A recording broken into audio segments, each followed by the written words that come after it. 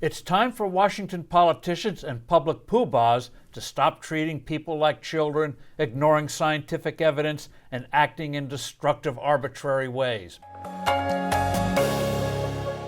Hello, I'm Steve Forbes, and this is What's Ahead, where you get the insights you need to better navigate these turbulent times.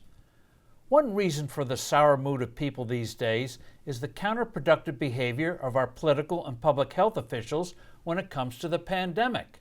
Announcements are confusing, contradictory, and too often of an unjustified sweeping nature instead of being nuanced. Healthcare bureaucracies stubbornly remain attached to their bureaucratic protocols instead of responding with alacrity and common sense to the needs of the moment. And Washington is now playing a nasty game of politics against certain Republican states. Here are 4 examples of these deadly tendencies. First, start with President Biden's dictat regarding vaccines. The decree was issued in the spirit of anger and finger-wagging. Persuasive messaging instead of public shaming would have been more productive. A more focused approach would also have helped. For example, for historic reasons, many in the African American community have a deep suspicion of vaccinations. A calm, patient, and sustained campaign in the beginning might have achieved greater success than the blunderbuss tactics employed.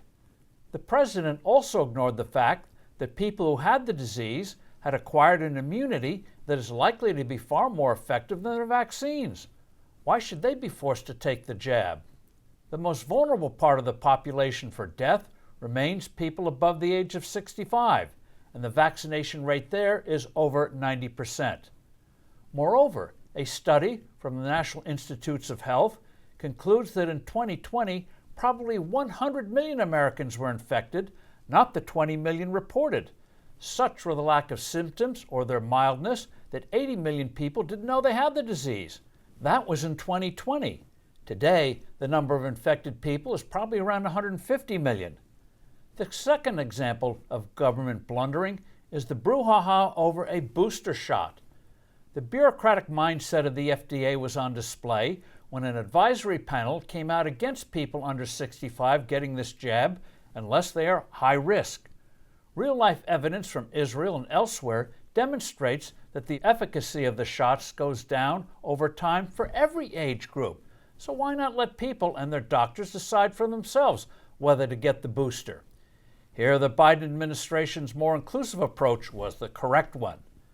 Third, real-world experience has shown that monoclonal antibodies like Regeneron are extraordinarily effective in treating the disease, yet deadly, arbitrary restrictions are still in place. And fourth, the Biden administration has just decided to play a lethal form of politics by cutting back supplies of monoclonal antibody treatments to red states like Florida and Texas where they're most needed. The unstated reason? To undercut Republican governors. Really ugly stuff. I'm Steve Forbes. This is What's Ahead. Thanks for listening. Do send in your comments and suggestions. I look forward to being with you soon again.